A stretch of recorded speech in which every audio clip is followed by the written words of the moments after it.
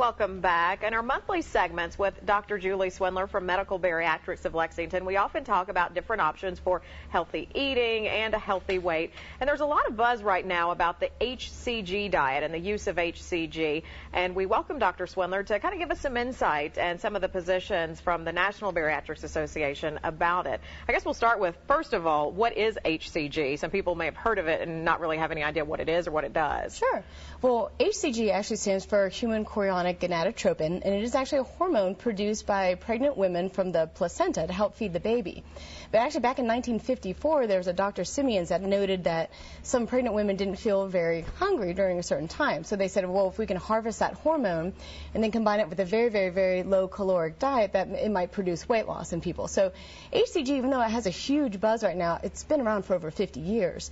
And, you know, I was asked to come and chat about it today just to give an unbiased opinion of, you know, what do the studies say, what is the national board's position on it and such.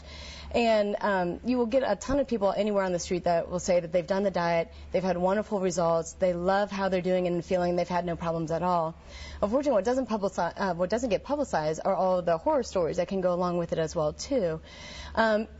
Out of all the literature that's ever been done on it and stuff, in 1995 they did a meta-analysis, and there were 14 randomized control studies, and unfortunately it did not show any effectiveness when it came to weight loss.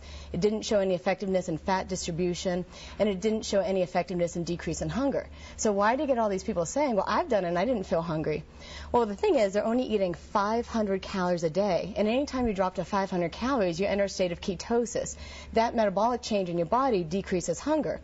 But when you do that, not only do you get some, yes, you get some fat loss, but you get muscle loss as well. And they're only eating about 30 to 45 grams of protein. For that, you can't build muscle mass. So what we're finding is not only do you put yourself at an increased risk for electrolyte abnormalities, and a drop in potassium and magnesium can actually give your heart arrhythmia, and people have died from it. But you can have changes in water fluid as well inside your body.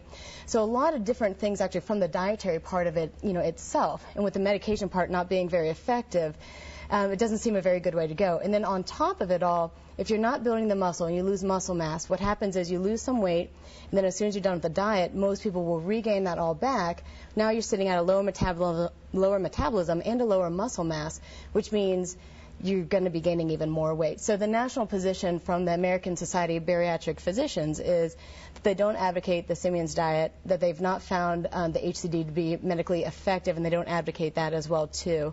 And what they really suggest is, you know, chatting with your physician about, okay, well, what are effective, healthy ways to be losing weight? What has been shown in the studies to work? What is going to be safe for me? Because everybody has different metabolic needs, and everybody has different medical backgrounds. And then to work with either your physician or a boarded bariatrician to find what's right for you. And you're one of just a handful of members on that board of bariatrics, and we were talking in an earlier segment about how people are getting advice, and there are a lot of doctors who will use this with patients and administer it, but the official position from bariatrics is to review it carefully. From the national board, and you can go on asbp.org, it'll have their national positions on it, and they say they don't advocate it at this time. You know, and maybe in the future they will be able to tweak or change something where it is, but right now they don't. And a lot of what's said is there needs to be more, you know, with so many things, studies and the effects and that sort of thing need to continue. Oh, absolutely. You know, and you got to keep in mind, too, there's a lot of things that are going to be able to be helpful for some people, but it doesn't mean that it's the healthiest for everybody. I mean, smoking decreases hunger, but we don't advocate that either. Yeah. So, yeah. All right. Well, great advice and great perspective, and thank you so much for being with us. And if you're interested in learning more about the services available with Dr. Swindler and Medical Bariatrics of Lexington, you see their website and phone number at the bottom of your screen. Thanks again. Thank you. We'll be back with a check of your forecast next.